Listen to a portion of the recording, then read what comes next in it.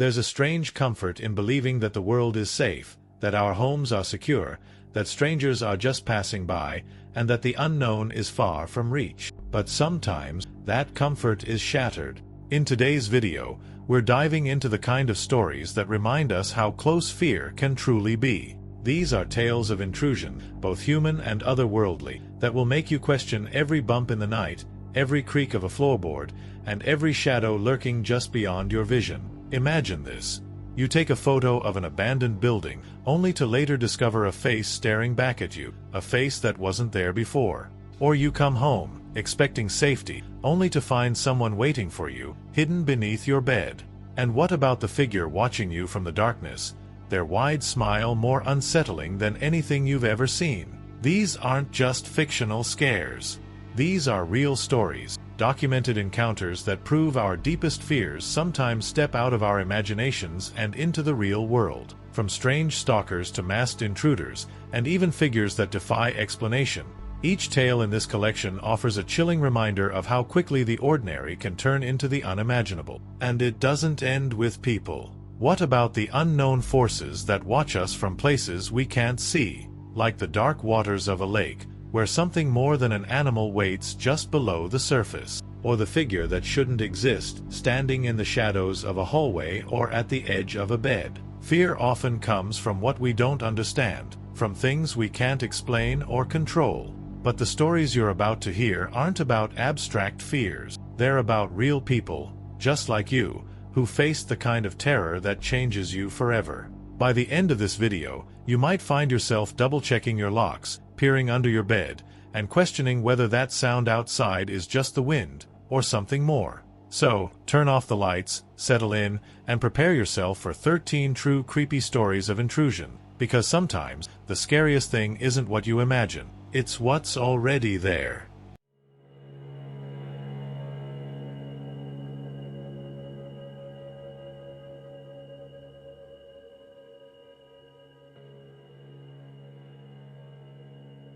It began as a harmless weekend adventure. Two friends, Daniel and Liam, both passionate about urban exploration, decided to check out an abandoned housing block on the outskirts of town. The building had been condemned for years, its windows boarded up and its walls crumbling under the weight of neglect. Locals often spoke of strange sounds coming from the place, whispers, footsteps, and even laughter, but Daniel and Liam dismissed it as nothing more than urban legend. Armed with flashlights, a camera, and a sense of curiosity, they arrived in the late afternoon. The housing block loomed over them like a skeleton of its former self. The sun was setting, casting long shadows across the overgrown yard.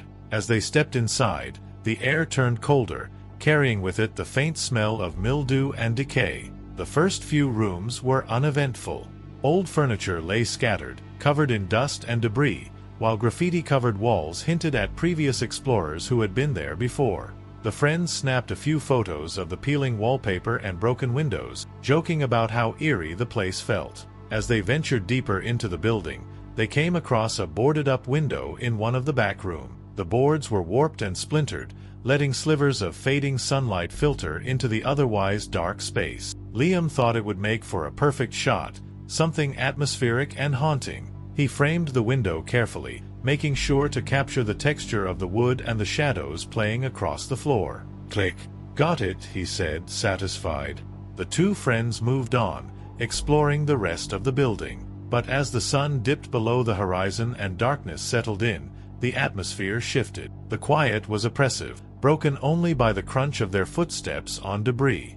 Every creak of the floorboards and groan of the building felt amplified, like the house was alive and watching them. By the time they decided to leave, they couldn't shake the feeling that they weren't entirely alone. Later that night, Daniel and Liam sat in Liam's room, scrolling through the photos they had taken. Most were typical: decayed walls, dusty furniture, graffiti tags. But when they reached the photo of the boarded-up window, both of them froze. In the center of the photo, framed by the broken boards, was a woman's face.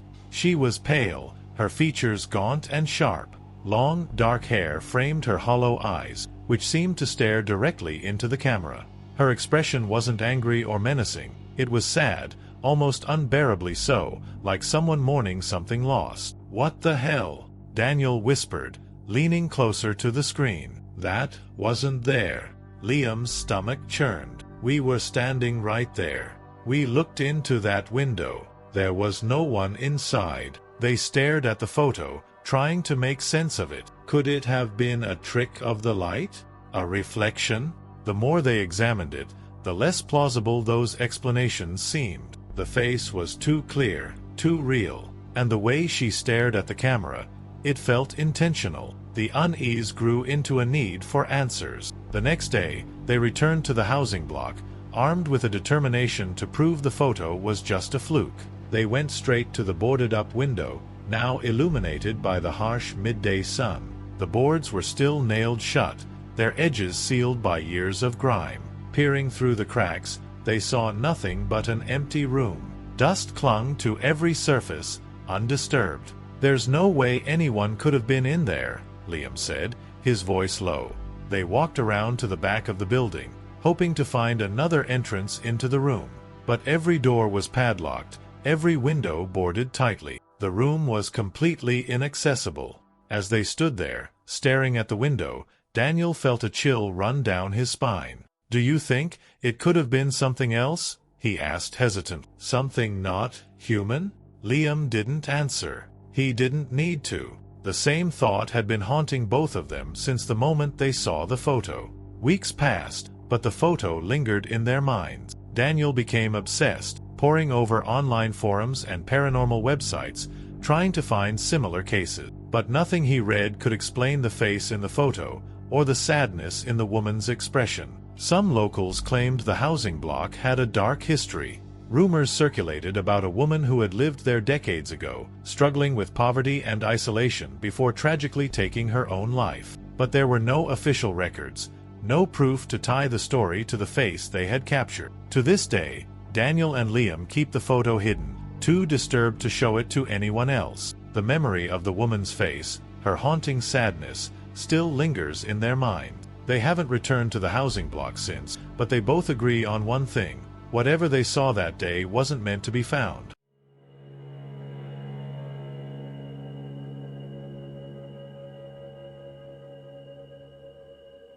Rita was just an ordinary 15-year-old boy navigating the awkwardness of high school when he met Ayano. She was 17, outgoing, and charismatic, everything Rita wasn't. At first, he felt flattered by the attention she gave him.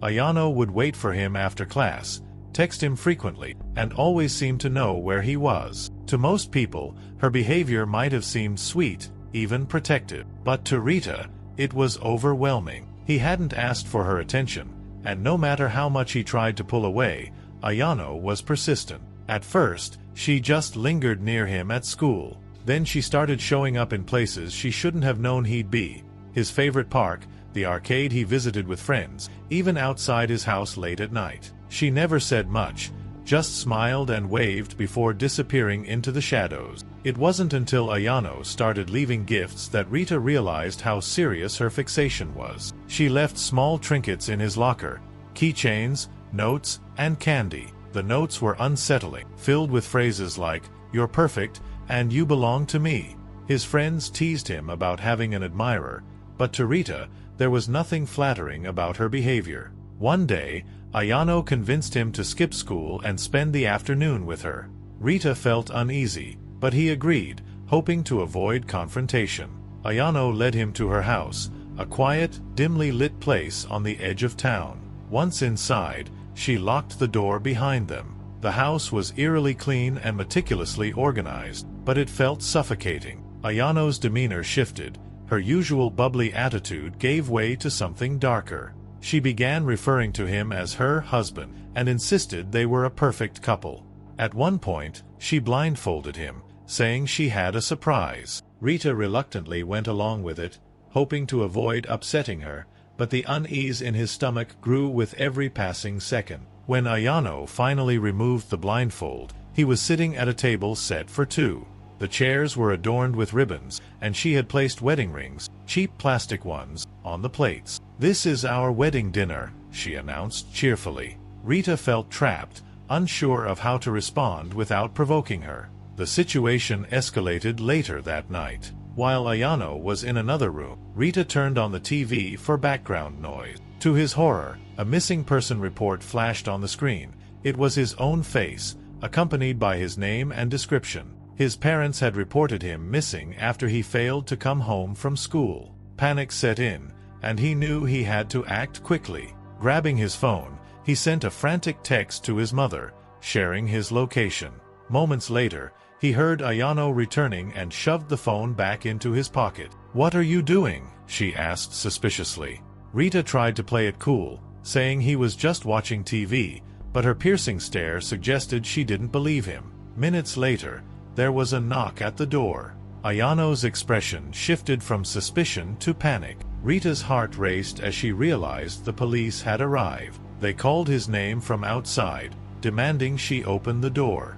Ayano tried to stop him, but Rita bolted, unlocking the door and running into the arms of the officer. Ayano was arrested, but her obsessive behavior continued to haunt Rita long after the ordeal. She was charged with unlawful restraint and harassment but was later released on probation. Her motives were never fully understood. Why had she targeted Rita? And how far would she have gone if he hadn't seen the missing person report in time? For Rita, the experience left scars that ran deep. He avoided public places, changed his routines, and struggled with trust for years afterward. The fear of being watched, of being followed, lingered in the back of his mind. And although Ayano was no longer in his life, her shadow loomed over him, a constant reminder of how quickly admiration can turn into obsession.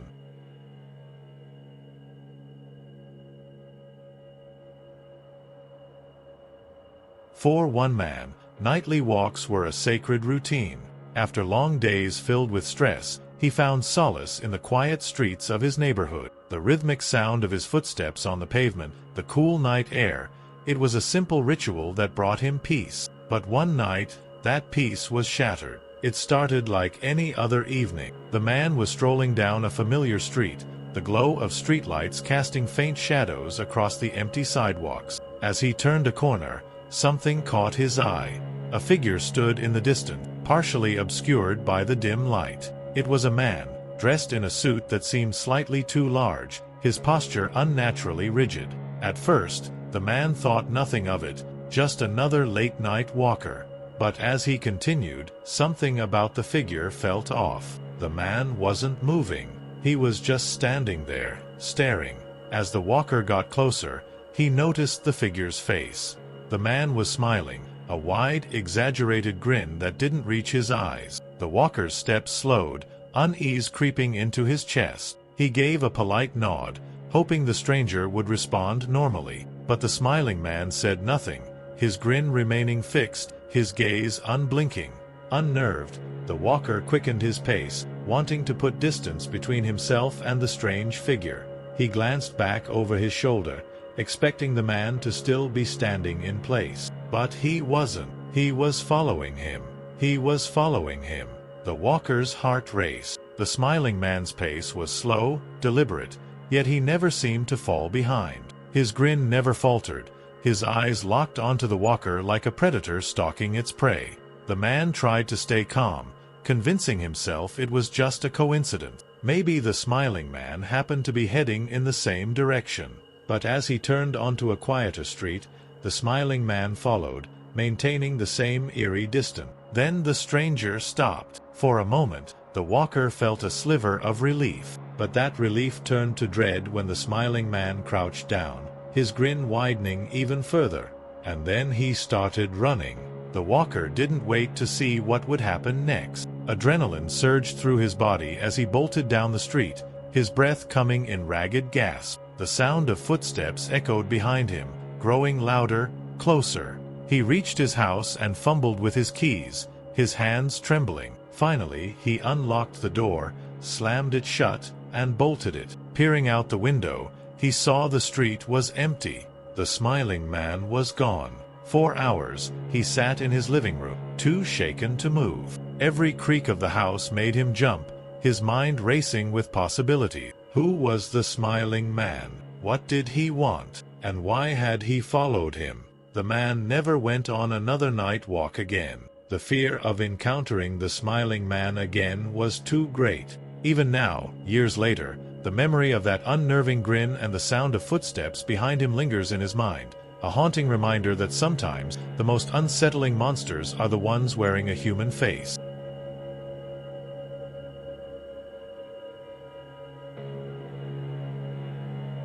For Jessica, cleaning other people's homes was usually uneventful. She had seen it all: cluttered spaces, overly pristine houses, and everything in between. It was just a job. She didn't interact much with her clients, and that suited her just fine. But her time cleaning for Mr. L turned out to be anything but ordinary. Mr. L had contacted Jessica through her cleaning agency, asking for someone to tidy his home bi-weekly. From the start, Jessica thought he seemed a bit peculiar. He wasn't rude or unkind, just distant. He always avoided small talk, speaking only to give brief instruction, and his house was oddly lifeless. The first time Jessica stepped inside, she noticed the unusual atmosphere. The house was immaculately clean, almost unnaturally so, but devoid of personality. No family photos on the walls, no decorations, no knickknacks that hinted at hobbies or interests. The blinds were always drawn, keeping the rooms dim and shadowy, even in broad daylight. On her third visit, Jessica started to feel something she couldn't quite explain: an underlying unease. She chalked it up to the house's sterile environment and Mr. L's aloof demeanor. But halfway through dusting the living room, she noticed something odd tucked under a stack of magazines on the coffee table. It was a photograph. Curious, Jessica picked it up and froze.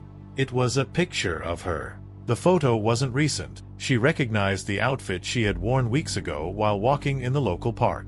In the picture, she was sitting on a bench, looking at her phone, completely unaware she was being photographed. Jessica's stomach churned. She tried to rationalize it. Maybe it wasn't her. Maybe it was someone who just looked like her. She put the photo back under the magazines and tried to shake the feeling of unease. But as she continued cleaning, her mind raced. Why would Mr. L have a photo of her? The next visit, Jessica's unease turned into dread. While tidying Mr. L's office, she found something even more alarming: a folder hidden under a stack of papers on his desk. Inside were dozens of photos of her. She flipped through them, her hands trembling. The pictures weren't casual or random. They were deliberate, taken from a distance, documenting her daily life. There was one of her leaving her apartment, another of her walking into the grocery store. There was even one of her sitting on her back porch, drinking coffee. Jessica's heart raced. Someone had been following her for weeks,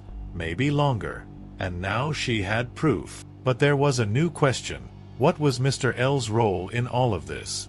Was he the one taking the photos, or had someone else given them to him? And, most disturbingly, why was he collecting them? Jessica wanted to confront him, but fear held her back.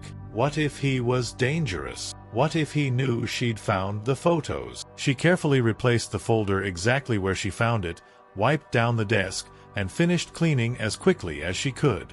That night, Jessica couldn't sleep. She lay in bed, staring at the ceiling, every creak and groan of her apartment filling her with panic. She couldn't shake the feeling that she was being watched. Every time she closed her eyes, she pictured someone outside her window, camera in hand. The next morning, she reported what she found to the cleaning agency. They promised to investigate and told her they wouldn't send her back to Mr. L's house. But their response felt dismissive, like they didn't fully grasp the seriousness of the situation.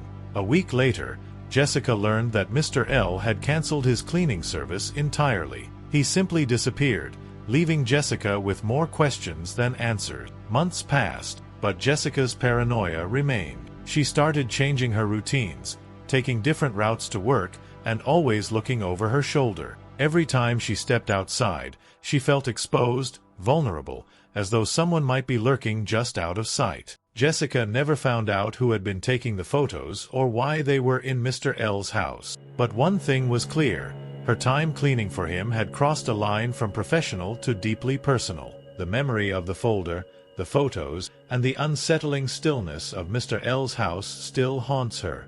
To this day, Jessica keeps her blinds tightly closed and her doors securely locked. She can't shake the feeling that someone might still be watching.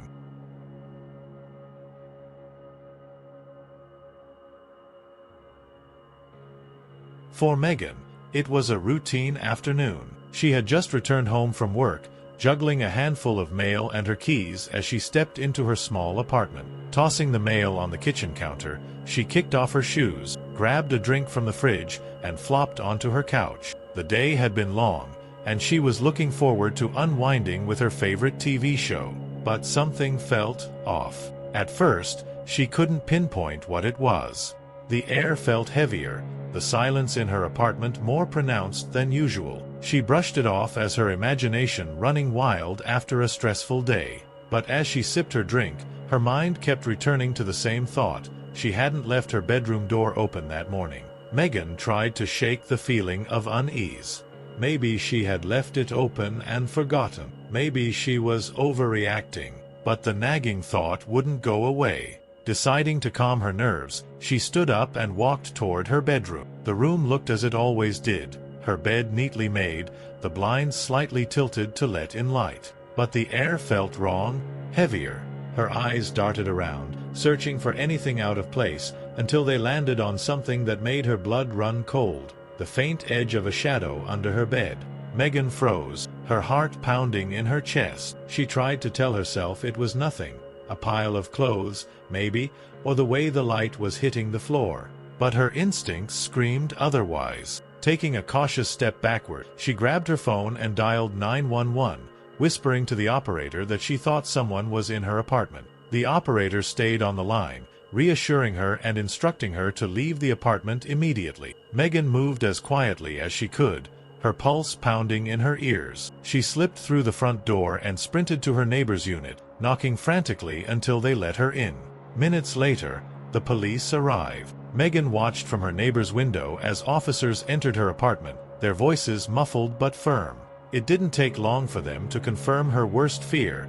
There was a man hiding under her bed. The officers escorted the man out in handcuffs. He was disheveled, his clothes dirty and torn. Clutched in his hand was a large kitchen knife. Megan's stomach turned as she realized how close she had come to something far worse. The man, a homeless individual with a history of mental instability, had somehow broken into her apartment earlier that day. He had been hiding under her bed, waiting for the right moment to strike. The police speculated that Megan retrieving her mail had startled him, delaying whatever he had planned. Though the man was arrested, the incident left Megan shaken. She moved out of the apartment within weeks, unable to stay in a place that now felt so violating. For months, she struggled with insomnia, waking up in cold sweats from nightmares of someone lurking just inches away, ready to strike. Even now, years later, Megan can't walk into a room without checking under the bed. The memory of that shadow, the weight of knowing someone had been there, still haunts her. It's a reminder of just how fragile the boundary between safety and danger can be.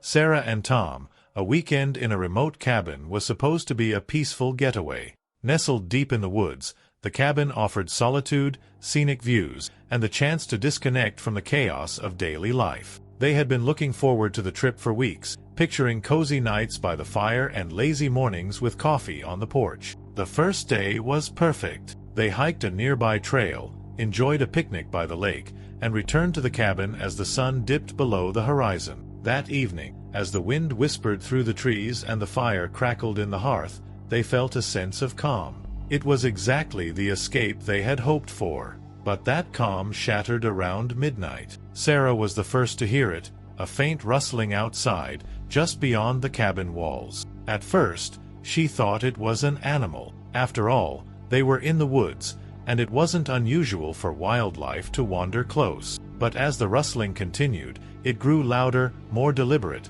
like the sound of footsteps crunching through leaves. "Tom," she whispered, nudging him awake. "I think someone's outside." Tom sat up groggily, brushing off her concern. "It's probably a deer," he muttered, but Sarah wasn't convinced. She gestured toward the window, where faint shadows danced against the curtain. Tom reluctantly got out of bed and grabbed a flashlight. He approached the window cautiously, pulling the curtain aside just enough to peer outside. The beam of his flashlight cut through the darkness, illuminating the yard. At first, there was nothing, just trees swaying in the wind. But as he scanned the area, the light landed on something, or someone. A man stood at the edge of the yard, partially obscured by the shadows of the trees. He wore a white vendetta mask, its wide grin and hollow eyes glowing faintly in the moonlight. The rest of his figure was cloaked in black, blending into the night. "Sarah," Tom whispered, his voice tense. "Someone's out there." Sarah's heart raced as she joined him at the window. The man didn't move. He just stood there, staring at the cabin, his masked face unervingly still. Tom waved the flashlight toward him, trying to startle him or get a reaction, but the figure remained motionless. "Call the police," Tom said, stepping back from the window. Sarah fumbled for her phone, her hands shaking as she dialed. The operator assured her that officers were on their way, but the cabin was so remote that it would take at least 20 minutes for them to arrive. In the meantime, Sarah and Tom locked every door and window, their eyes darting nervously to the shadows outside. Minutes felt like hours as they waited. At one point, the rustling resumed, louder this time, like the sound of someone circling the cabin. Sarah clutched a kitchen knife, while Tom kept the flashlight trained on the windows, ready to react to any sign of movement. Finally, the sound of sirens pierced the stillness. Red and blue lights flashed through the trees as two police cars pulled up to the cabin. Sarah and Tom ran outside, waving frantically to the officers. The police searched the area thoroughly, combing through the woods with flashlights and calling out, but they found no trace of the man in the vendetta mask. There were no footprints, no signs of forced entry, nothing to suggest anyone had been there at all. The officers reassured Sarah and Tom that they were safe, but the couple couldn't shake the feeling that something was wrong. They packed their belongings and left the cabin the next morning, unable to stay another night. The experience left them rattled, and they haven't returned to the woods since. To this day, the image of that grinning mask staring out from the darkness haunts them both. Who was the man, and what did he want? The answers remain a chilling mystery.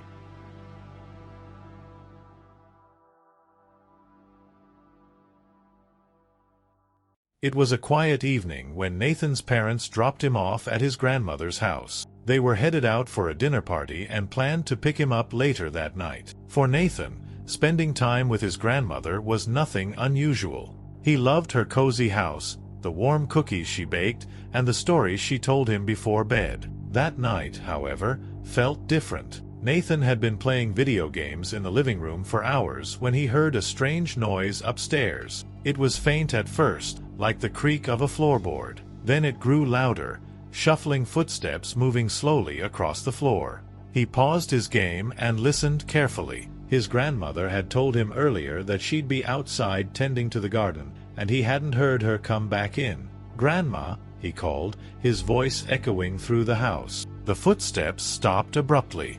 A moment later, he heard her voice, muffled but distinct, coming from upstairs. "It's okay, sweetheart, I'm just up here," she said. Nathan furrowed his brow. Something about her tone was off, flat, emotionless, not the usual warmth he was used to. And then another thought struck him. How could she be upstairs when he had just seen her in the garden? Grabbing his phone, Nathan texted his grandmother, "Are you upstairs?" The response came almost immediately. "No, I'm still outside." "Why?"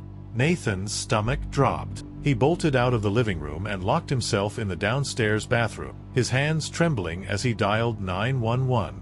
"There's someone in the house," he whispered to the operator, struggling to keep his voice steady. The operator reassured him that police were on the way, instructing him to stay where he was and keep quiet. Minutes later, Nathan heard the faint wail of sirens in the distance, growing louder as they approached. When the officers arrived, Nathan cautiously emerged from the bathroom. His grandmother, who had returned to the house, was waiting for him outside with the police. Together, they went back inside, where the officers began their search. What they found sent chills through everyone in the room. Upstairs, in one of the bedrooms, the officers discovered a window wide open, its latch broken. Strewn across the floor were muddy footprints leading to the closet. Inside, they found evidence that someone had been hiding there, discarded food wrappers, a water bottle, and even a blanket. Whoever it was had been living in the house, completely unnoticed. The officers searched the surrounding area but found no trace of the intruder. Nathan and his grandmother were left with more questions than answers. How long had the person been there? How had they gotten in? And why had they pretended to be his grandmother? Nathan never spent the night at her house again, and his grandmother moved shortly after the incident. The memory of that eerie, flat voice calling down to him from upstairs still gives him chills. The thought that someone had been so close, impersonating someone he trusted, haunts him to this day.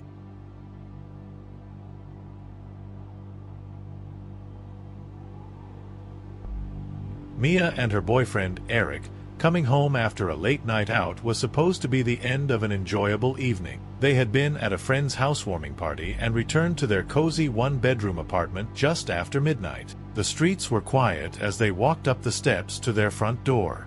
But as soon as Mia put her key in the lock, she hesitated. The door wasn't locked. It was slightly ajar. "Did you forget to lock it?" Eric asked, his tone half teasing, half concerned. "I'm sure I locked it before we left," Mia replied, her voice tinged with unease. She pushed the door open cautiously, and the two stepped inside. The apartment was eerily silent. Nothing seemed out of place at first glance, but the open door gnawed at their nerves. Eric grabbed a baseball bat they kept near the coat rack, motioning for Mia to stay behind him as they carefully checked each room. The living room was fine. So was the kitchen. The bathroom door was slightly open, but nothing appeared disturbed inside. Finally, they reached the bedroom. Eric stepped in first, sweeping the bat through the air as if expecting someone to jump out. "Nothing," he said, exhaling in relief. "Maybe the wind blew the door open." Mia wasn't convinced, but she nodded, eager to shake off the tension. They decided to go to bed, leaving the bat within arm's reach just in case. Hours later, Mia woke with a start. A noise had pulled her from her sleep, a muffled, high-pitched sound that seemed to come from the closet. She sat up in bed, her breath catching in her throat. At first, she thought she might have imagined it, but then she heard it again. A scream. Mia shook Eric awake, whispering frantically, "There's someone in the closet." Eric groggily grabbed the bat, his grip tightening as he stood. The screams grew louder, more desperate, as he approached the closet door. His hand trembled as he reached for the handle. "Mia, call the police," he said, his voice firm but shaken. Mia fumbled for her phone, dialing 911 as Eric swung the door open. Inside, huddled in the corner, was a man. His hair was matted, his clothes filthy, and his wide bloodshot eyes stared at them like a trapped animal. In his hand was a small knife. Eric jumped back, raising the bat defensively as the man let out another guttural scream. Mia relayed the situation to the 911 operator, pleading for them to send help quickly. The man didn't move from the corner, but his screams continued, a haunting sound that echoed through the small apartment. When the police arrived minutes later, the man was still in the closet, rocking back and forth, clutching the knife. The officers disarmed him and led him out in handcuffs. They later told Mia and Eric that the man was homeless and mentally unstable. He had likely entered the apartment earlier in the evening, hiding in the closet before they returned home. The incident left Mia and Eric shaken. They moved out of the apartment shortly afterward, unable to feel safe in a place that had been so thoroughly violated. Even now, years later, Mia can't walk past a closet without glancing inside, her heart racing at the memory of the man's screams.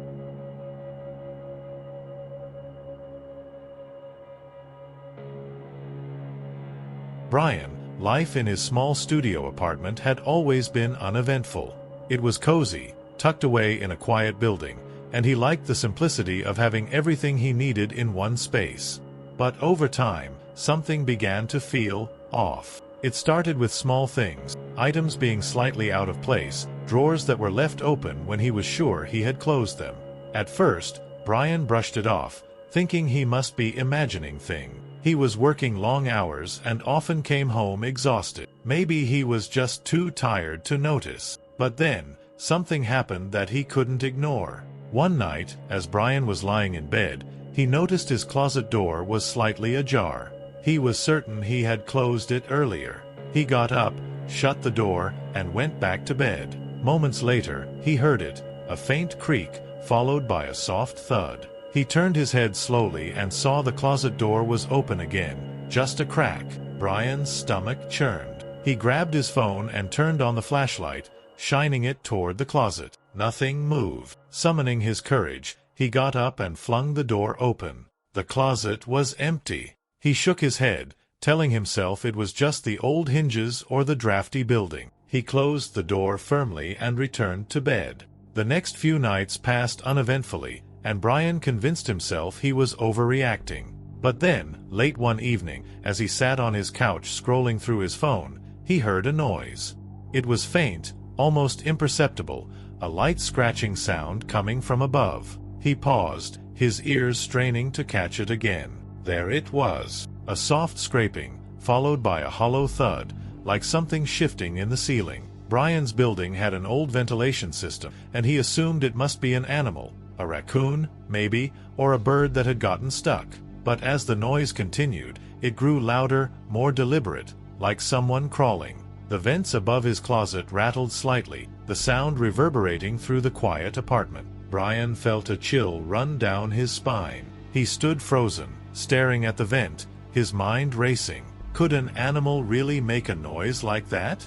It sounded too heavy, too deliberate. The noise stopped. He exhaled shakily, convincing himself it was nothing. But as he turned away, the vent cover moved. Just slightly, just enough to make his blood run cold. Grabbing a broom from the corner, Brian approached the closet cautiously. He tapped the vent cover lightly with the broom handle. Nothing happened. He tapped again, harder this time, and the cover rattled. Suddenly, he saw it, a pair of eyes staring back at him.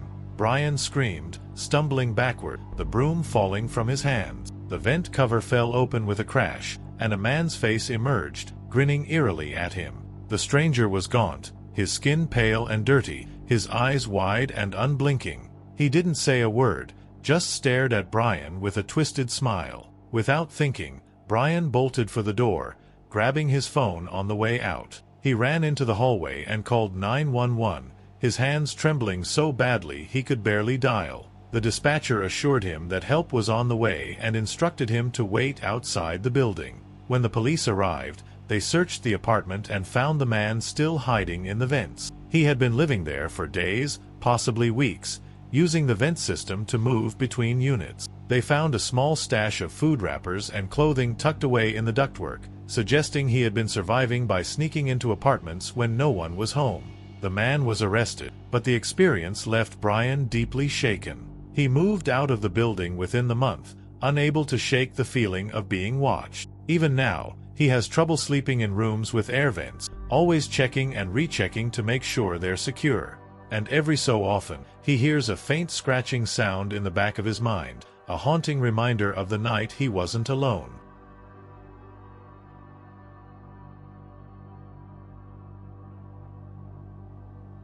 It was a warm summer afternoon, and James was enjoying a rare day off with his two young children at their family's private lake. The water shimmered under the sunlight, and the surrounding trees swayed gently in the breeze. The lake was secluded, bordered by dense woods, making it the perfect spot for a peaceful getaway. James sat on the dock, keeping an eye on his kids as they splashed and played in the shallows a few feet away.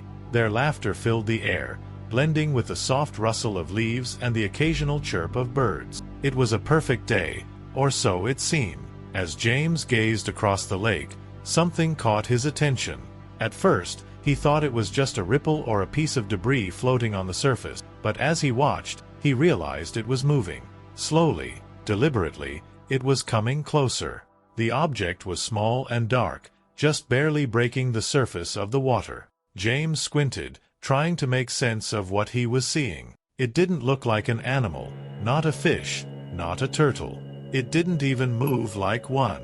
It glided almost unnaturally, cutting through the water in a straight line toward the shoreline where his kids were playing. "Hey, kids," James called, his voice calm but firm. "Come back to the dock." His son, Ethan, groaned in protest. "But we're having fun now," James said, his tone leaving no room for argument. Reluctantly, the kids waded back to the dock, their laughter fading as they noticed the serious look on their father's face. James ushered them out of the water, his eyes never leaving the object, which had slowed its approach but was still moving closer. By the time the kids were safely on the dock, the object had stopped about 20 feet from shore. James stared at it, trying to identify what it was. The longer he looked, the more unsettled he felt. It wasn't just the shape that was strange, it was the silence. The usual sounds of the lake seemed muted, as if the presence of the object had cast a pall over the scene. Deciding he needed answers, James told the kids to stay put and grabbed a small boat tied to the dock.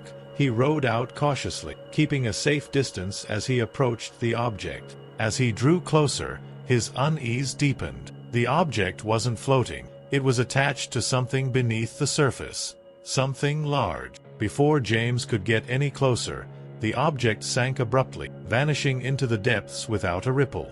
He froze, his hands gripping the oars tightly. He waited, his eyes scanning the water for any sign of movement, but the lake was still. Shaken, James rowed back to the dock and hurried his kids back to the cabin, trying to stay calm for their sake. But his mind raced with question. What had he just seen? Was it a harmless piece of debris, or something far more sinister?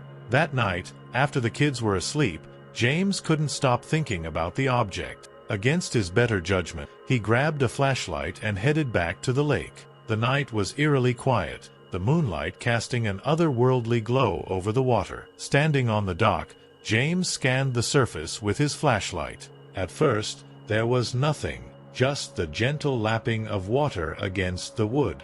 But then, movement caught his eye. Near the center of the lake, the object had resurfaced, and this time, it wasn't alone.